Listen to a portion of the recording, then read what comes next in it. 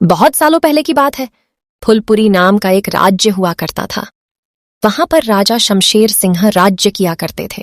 राजा के दो रानियां थीं। एक थी अंशी देवी, जो कि एक राज्य घराने की थी और बहुत ही घमंडी थी, और दूसरी थी अक्षिता, जो कि एक गरीब घर से आई हुई थी, पर वे राज्य में सबसे खूबसूरत दिखती थी। राजा अक्षिता को सबसे ज्यादा प्रेम करते थे और राज्य के जनता भी अक्षिता देवी से बहुत खुश थी। इसी बात पर अंशी जलती थी। उसे यह बात बिल्कुल भी पसंद नहीं थी कि गरीब घर से आई हुई लदड़ी की राज्य की रानी बन गई। इस अक्षिता को तो कुछ करना पड़ेगा, मैं इसे इतनी चैन से जीने नहीं दे सकती। राजा शमशेर सिंह को आम बहुत अच्छे लगते थे, इसलिए उन्होंने अपने बागीचे में बहुत सारे आम के पेड़ लगवाए थे, जिनकी देखभाल राजा खुद किया करते थे। उस बागीचे का आम सिर्फ राजा ही खाते थे। वे किसी और को आम को देखने का इजाजत तक भी नहीं दिया करते थे। इस वर्ष सब राजा के पेड़ों पर बहुत अच्छे आम आए थे।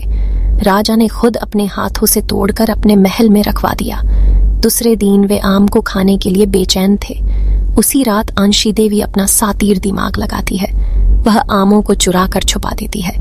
दूसरे दिन सारे आम गायब देखकर राजा शमशेर सिंह की क्रोध की सीमा नहीं रहती। अभी के अभी सब मेरे सामने आओ। मेरे आम किसने चुराए हैं?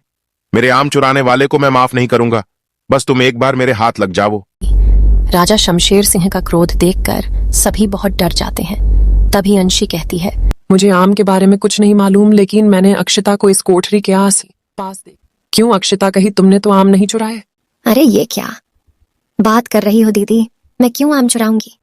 क्योंकि महाराज ने तुम्हें अपने सिर पर बैठा रखा है।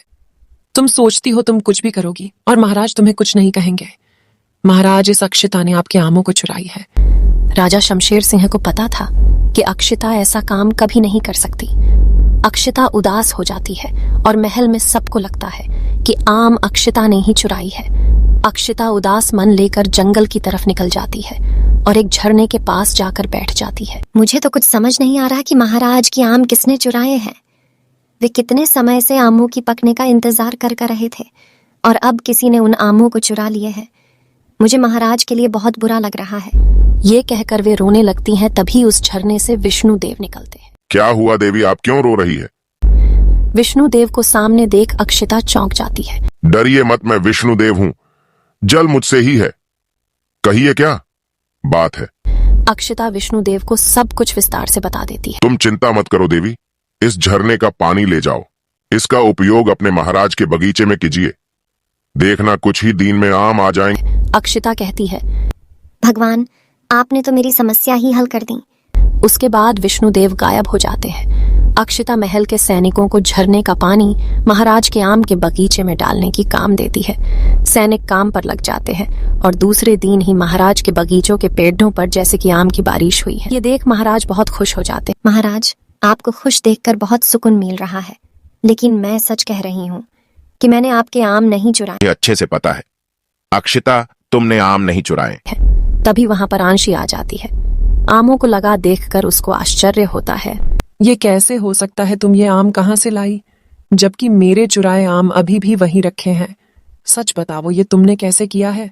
इस तरह अंशी बिना सोचे अपनी साजिश खुद ही कबूल कर लेती है। फिर सोचती है, अरे ये मैंने क्या कर दिया?